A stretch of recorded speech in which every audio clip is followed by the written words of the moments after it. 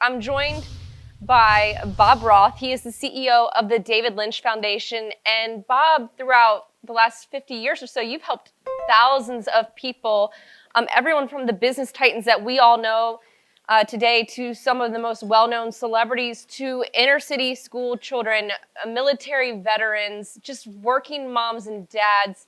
Basically, anybody and everybody apply this to their lives, and they're seeing real results. So I guess to start, what is transcendental meditation? Well, I even think the first question we've had is, what is the topic of transcendental meditation doing at the Greenwich Economic Forum? Well, we have heard it come up a few times from Ray Dalio. Yeah, and Ray, as many of you may know, says that this meditation is the single most important reason for any success he's had in life. So why would someone like him do that? So what is meditation in general, and then transcendental meditation? Is that okay? That's perfect. So how many people here have tried some type of meditation at some point? And so many people just think the whole idea of meditation is just too woo-woo, just too out there. No one wants, good. So what I want to do in the few minutes that we have with this wonderful Julie is to define and demystify and give a scientific basis to what meditation is, because the idea of meditation is no longer a luxury. It's no longer can be just considered that's fringe and that's off for no, whatever. We live in very stressful times. We live in traumatic times. The gentleman before we said, when the unexpected happens. Well, excuse me, the unexpected is expected to happen. And what is it that allows us to respond to the unexpected? What is it that allows us to be resilient, to be flexible, to be innovative, to think clearly? Yes, exercise is important. Yes, diet is important. But this is from the neck down. What are we doing with this 3-pound organ from which makes the decisions, innovates, recalibrates, decides? And so, to answer your question, enter the realm of meditation, and specifically transcendental meditation. Decades ago, you wouldn't even want to use the word in polite company. Today, it's widely practiced.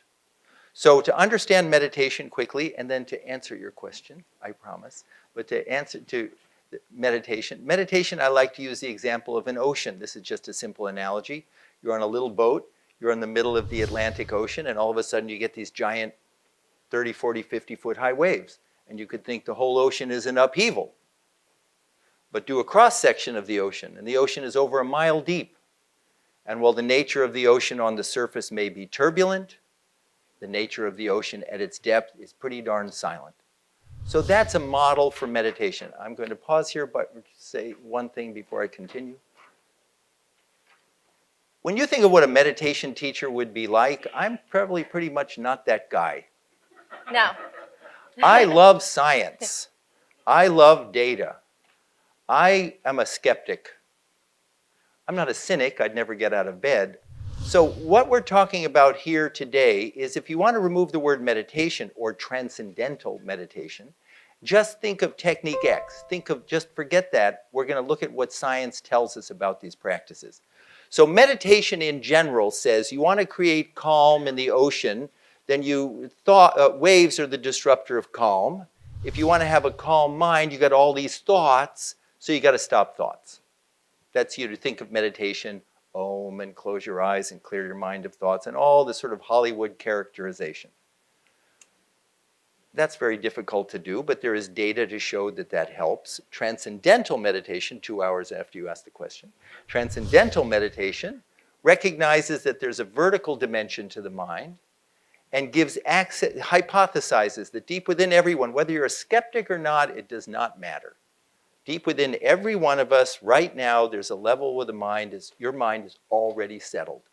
Hypothesis. Peaceful, awake, calm, from where you make smart decisions. We lost access to that. We're stuck up here. So what this meditation does, it gives effortless access to that. And when you do that, and anyone can do it, this is what happens. According to research at Harvard Medical School and published in Scientific American, Your body gains a state of rest in many regards deeper than the deepest part of deep sleep. So what? You ever heard of cortisol? Cortisol is your stress hormone. When you get anxious about something, your body secretes cortisol. When your body secretes cortisol, you get more anxious, vicious cycle. You get a good night's sleep, cortisol levels drop 10%. 20 minutes of transcendental meditation drops 30 to 40%. Published research, peer-reviewed, every time. I'm now going to let Julie ask a question. Bob, I think you answered like 4 of my questions that I had there. I got going. You brought up something that you also bring up in your book, Strength and Stillness, which you can get a copy when you leave here today, about being a skeptic. So I want to go back to young Bob Roth, that skeptical Bob Roth, and when you were first exposed to the practice. Take us back on that journey for you. Well, I grew up as a San Francisco Giants baseball fan. I grew up in the San Francisco Bay Area. My father was a World War II vet who was working at Fort Miley VA Hospital. I was interested in politics. I wanted to be a U.S. Senator. I went to college with the idea of becoming a U.S. Senator. It didn't take me this was back, I'm 1968. I'm 69 years old. I've been meditating 50 years. And I thought politics was going to be the way to make a change, and politics is important. It was never going to heal the soul of the nation. And so then I thought education, that's what I wanted to do. So write educational curriculum for children that could help them navigate, like our kids, your kids, a very stressful world, and that was 50 years ago.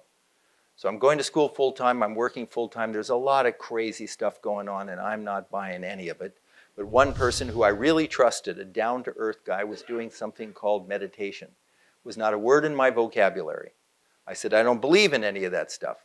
And he held up not a book, a pen, and he dropped it, and he said, you don't have to believe in gravity for the book to fall. And you don't have to believe in this meditation for it to work. So I decided I would learn it. If I didn't like it, I'll quit after 5 seconds.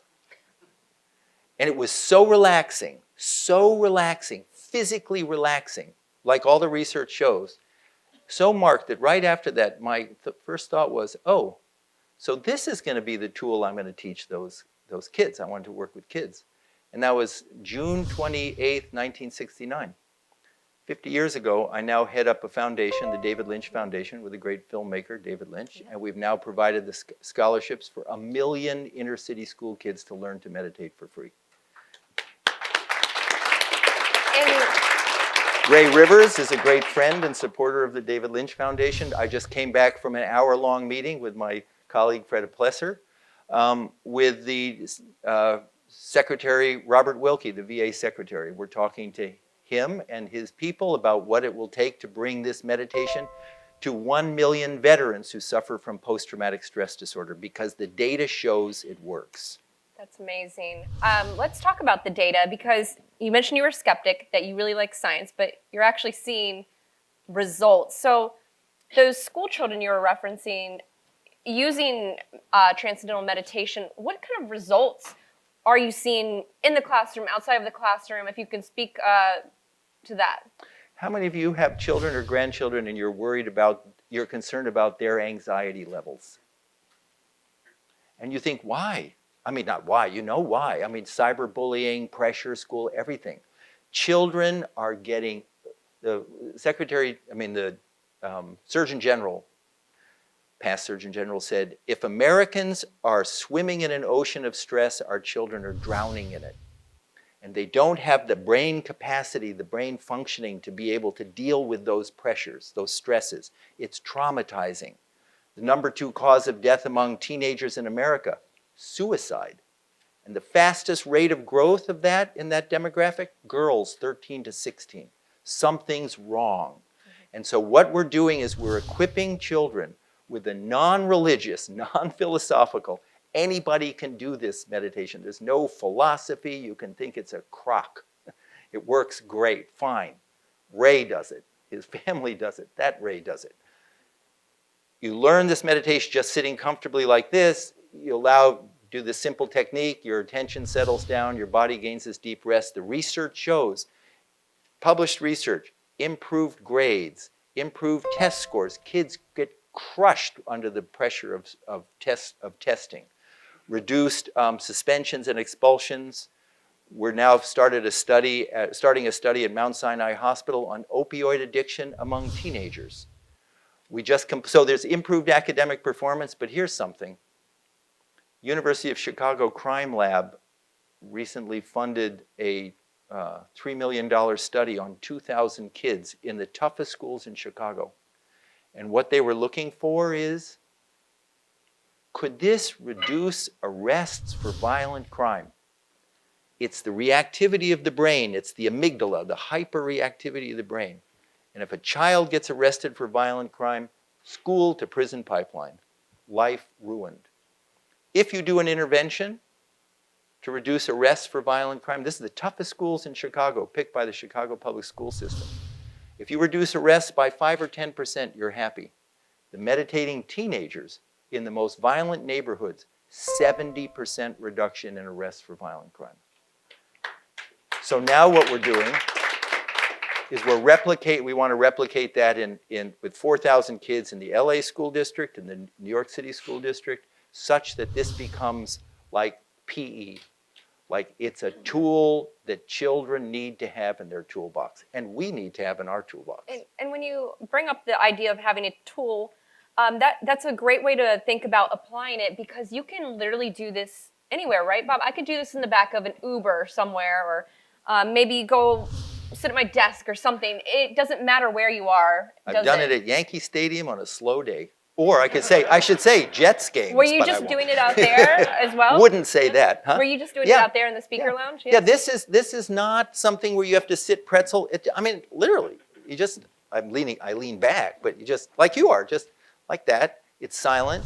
I should say, this is not a mass meditation. There's a lot of apps and things that are fine. They're sort of, they're like a little entry level. This TM, and I should say we've now offered this at Bridgewater to 900 employees. And they have meditation rooms there. But we've also worked with all the major banks in New York City for this, and starting to work with professional athletic teams. But this meditation is taught, you have a private trainer, a private instructor. I'm going to teach you. It takes about an hour a day over 4 consecutive days. It's a nonprofit organization.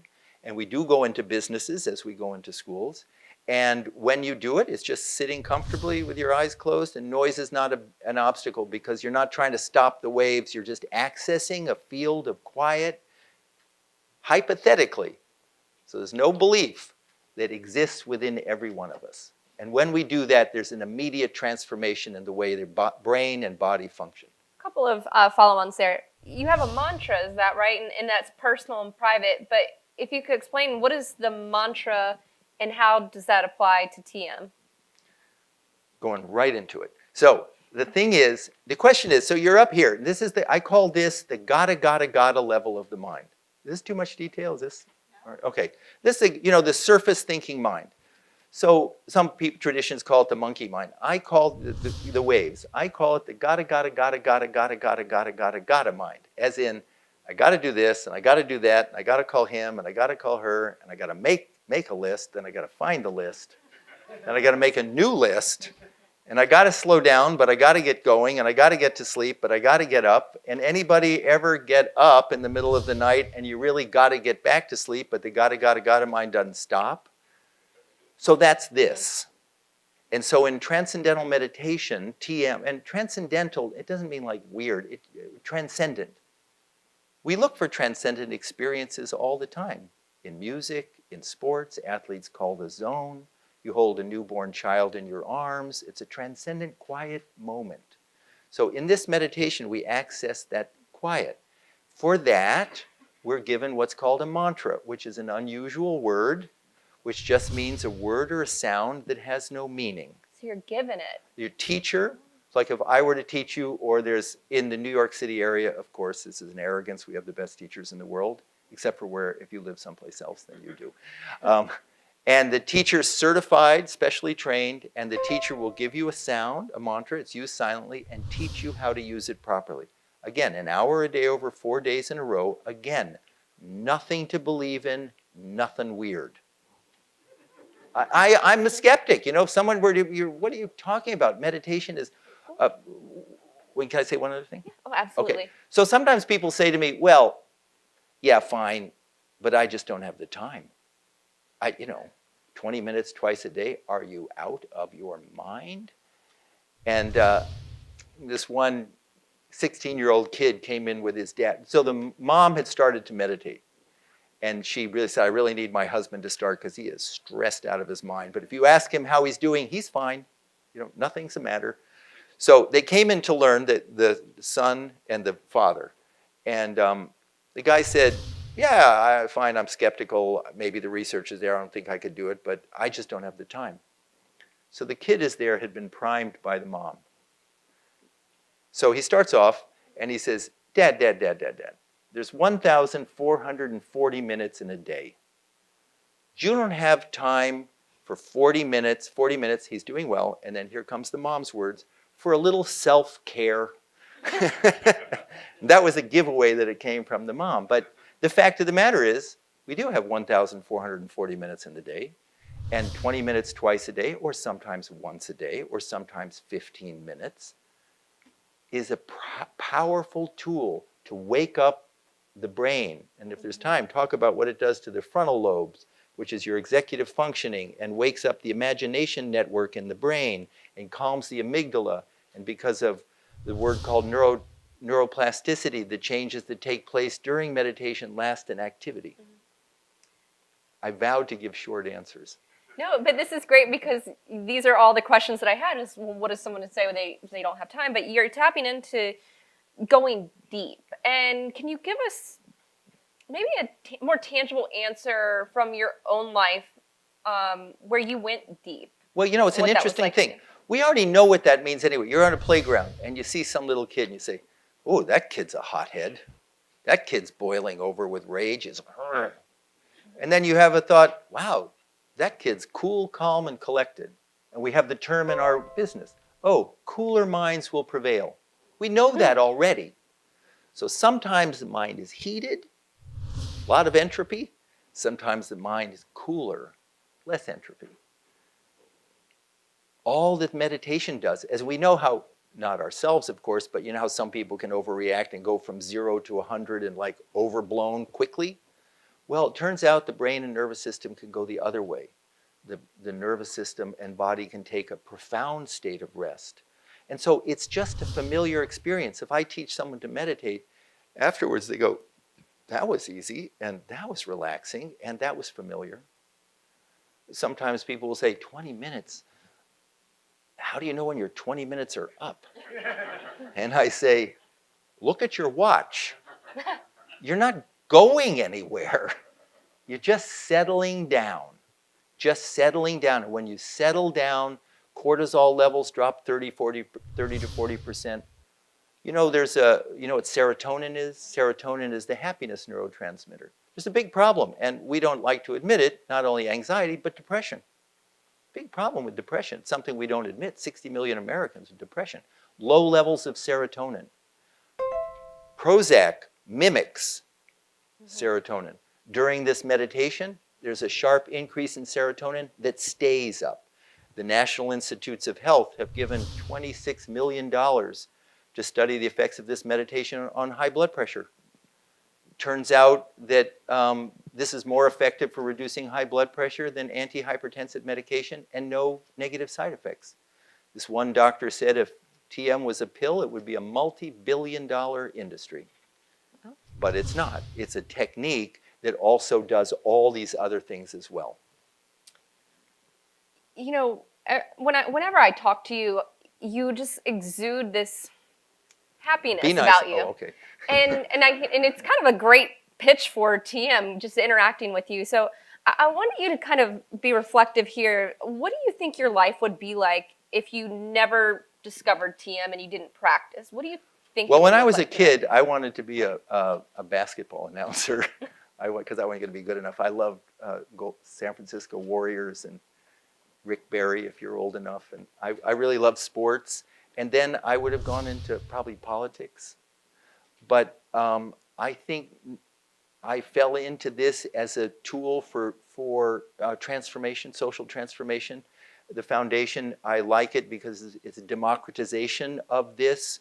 It could be, it used to be, oh yeah, you meditate, well, you're the Upper East Side, that's for you, you have time. But the fact of the matter is, children need it, veterans need it. We work with family justice centers in New York City. We've taught almost 500 or 1,000 women who are survivors of domestic violence. And when we do programs in companies, part of that money goes to teach veterans for free. So I think I always wanted to make a difference in the world. Never in a million years did I ever think it was going to be through doing something like meditation. But I would have been involved, and probably a pretty stressed guy. But I mean, I told you earlier, I've been meditating 50 years. I have more energy today than I had when I was in my 20s and 30s. And it's not magical. It's because the human nervous system has incredible ability to heal itself, to rejuvenate itself, if we give it that possibility. You break your ankle hiking, you stay off your ankle, your body heals itself. If you want to fix your computer, you turn off your computer so you can fix your computer. Same with the car. If we want our body to heal itself, give it rest deeper than sleep, and it can heal itself. We only have about 10 minutes left. 2 hours left. 2 hours left. We can. I think it would be really important for our audience to get to ask you some questions, and I want to give them that time. So I suppose there's a microphone that will be circulating. Who all would like to ask Bob a question? Can you meditate? Not at this time, because of this meditation. As I told you, it takes an hour a day over 4 days to learn. At the end, I can teach you a little breathing thing that no one sees that I teach professional athletes. That is a nice calming thing that has nothing to do with this meditation. I make a point that there's a lot of trivialization of meditation and dabble in, oh, I can't do that, and I tried this app, or my partner had me listen to some guided meditation about a butterfly landing on a flower or something. That's not this. This is something that you have your own trainer who works with you privately and teaches you how to do it. But at the end, if there's time, these two are great people. They're starting something called Come Together, which is this idea of bringing technology and meditation and good things to the world. So, any other questions? This sounds very spiritual and even beyond spiritual, which is wonderful. Do you think that your method is really the best way or the only way to achieve some sort of harmony and peace? Or is it a continuum, and would you recommend, even if you can't, let's say you don't do your program, whatever, is there other ways you can incorporate this sort of thing into your life without your program? Anybody who ever says this is the only way, the thing is, it's not a question of better than, it's a question of different outcomes. Is vitamin A better than vitamin C? No. Is eating protein better than eating green? No. They have different outcomes. So what this meditation does, first of all, it's easiest of the meditations, most accessible, gives the body this profound rest. The American Heart Association said this was the only meditation that was useful for reducing high blood pressure. But there are approaches in meditation called mindfulness. Great. Called Vipassana. Great. Different outcomes. My advocacy is tools in the toolbox, evidence-based, simplicity, accessible. It's no good if it stays someplace else, if you learn it on some retreat and you never bring it home with you. I think that's the reason, and I've learned all these. It's just that I teach this one because of its accessibility, and because when you learn it, you have a TM teacher sort of accessible for the rest of your life to support you. And we teach a lot of families. Children worried about their parents, parents worried about their children, grandparents worried about everybody. Yeah. So I probably live in gotta land, so... Yeah. Very interested in the literal. You started to go into it saying you just sit back. Can you give us the highlights reel? Like you sit back, you say your word, Yes. Eyes open, eyes closed, So good. So basically, while I said it's taught in 4 days in a row, about an hour a day each day. And in the first day, you learn the meditation. And then the next 3 days, with a few people who learned individually, then you have follow-up. And then you have that follow-up accessible for the rest of your life. But it really, this is not something that takes months to master. It's a mechanism that we're hardwired for. So the first day what you learn is you're given this simple sound. It's not mystical. It's just a simple sound word that's many thousands of years old. And you're taught how to use it with your eyes closed, sitting comfortably. If you have an itch, you scratch. If your leg is killing you, you move. If, you know, if the dog is barking, you hear it. Still barking. And you're taught how to use it properly, not how to strain, not go mantra, mantra, mantra. That's got to be 20 minutes. Nope, that's 12 seconds. I'm done. No, how to use this thing as a catalyst. It's a catalyst, as a facilitator. So it's a catalyst, how to use it, how to think it. I'll give you an example. You are walking down, you have the thought, I'm going to go to the store. You tell your family, I'm going to the store, and you walk 10 blocks to the store. Now the whole time you're not repeating clearly in your mind, I'm going to the store, I'm going, no. You have the intention. You have a faint idea. And so you learn how to use the mantra in that faint, easy, comfortable way. And I'm telling you, and I work for a nonprofit and have for most of my life, I ain't hyping anybody here. I've taught thousands of people to meditate. I work at military bases with the most skeptical people who are fundamentalist in their religious beliefs or fundamentalist in their love of science. It does not matter. Anyone can learn this because we're hardwired for it. So that you just sit comfortably in a chair like you are, you close your eyes, you use this mantra silently as you're given from a teacher, and then right away what you notice most is a physical relaxation. The physiological rest, because your body is gaining a state of rest deeper than the deepest part of deep sleep. So you notice that. So you said, so the amygdala, right? Fight or flight. Right? So does that fight back your attempt to No. calm down? Or? No, because just like as if you get a good night's sleep, your amygdala, actually this is much easier to do than get a good night's sleep.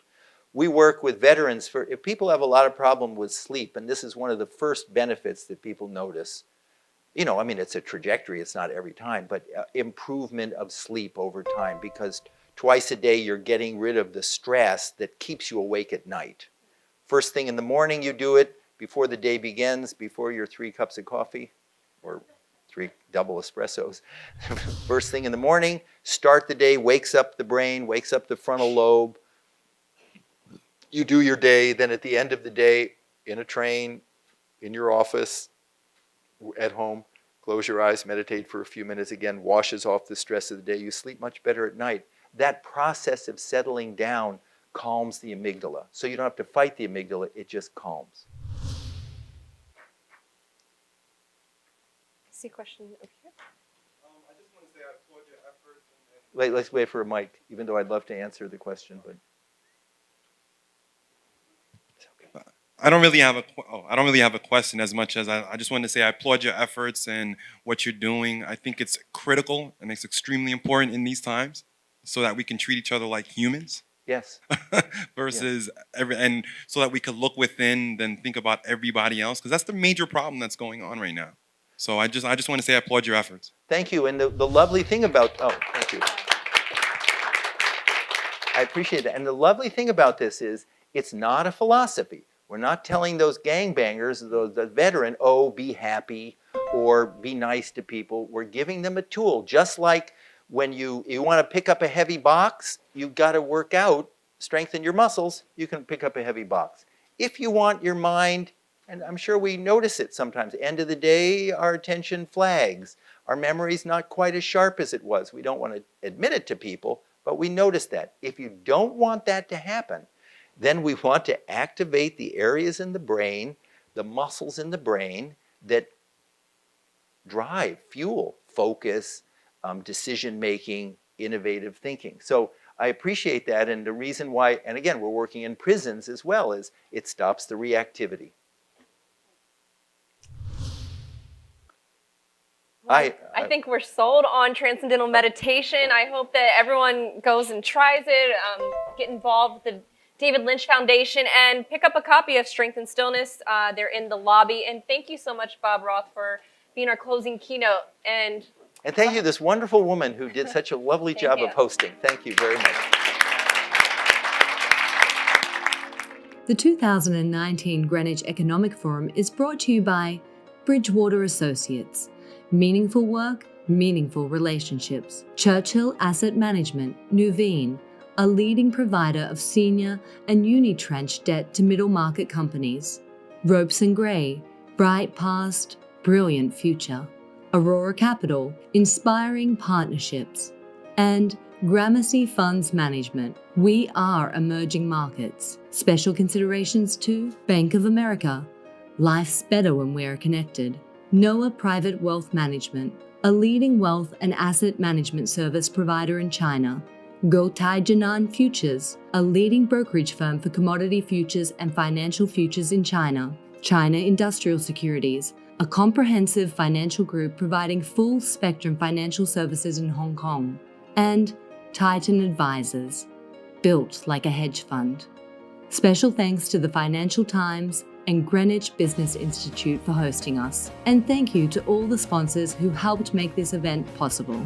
We'll be right back after these messages. Don't go away.